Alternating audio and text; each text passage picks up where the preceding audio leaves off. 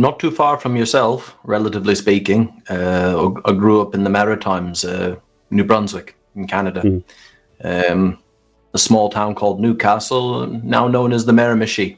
Yeah, small town in New Brunswick on the East Coast. Absolutely. So that's not far from me at all. Well, and since New England is so small, if you're close to Maine, you're close to Massachusetts. All right. When you were growing up, what were your interests? What did you think you were going to do with your life? I watched a lot of mafia movies. I was quite partial to The Godfather, all through them. All the women in my family are highly educated, master's degree, bilingual. All the men have criminal records, or have had some ties to crime, and I'm somewhere in between. So I joined the cadets program. I don't know if you have this in America. The British have it.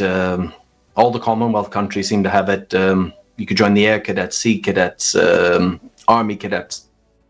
And I did that from 12 till 15.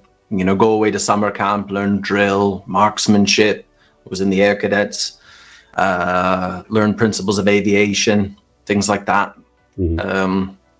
Great program. I couldn't recommend it enough for kids. The Air Cadets, my cousin did it, if you'll humor me.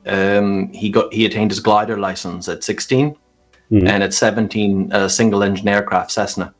So that was all available. Army Cadets, you can get your jump wings. 17 years old, you can get your jump wings. 16, I believe. Wow. But yeah, fantastic program. Couldn't swear by it enough. But then it led to the Army Reserves. And right around that time, probably from about 15 years old, I started my first criminal enterprises.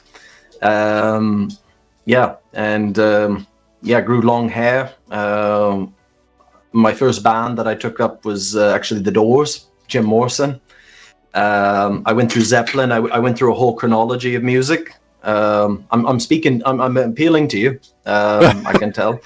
But then from there in the Army Reserves, I got into a lot of trouble. I quit school. I dropped out of school, and this caused a big problem with the Army Reserves. Not that they could say anything about it, but this was not good. So I was still in the last generation. Probably I'm the last year. I'm 37 years old, where you could join the Army as a high school dropout. But my father always taught me, maybe it's his criminality, that rules only apply to those that think they apply to them. And this was before the internet was so widespread. I found out about a GED, General Education Diploma. And in Canada, you had to be 19. But in America, there was no age restriction. So I hitchhiked to Maine a couple times. And, well, for what it's worth, in a GED, I'm in the 97th percentile.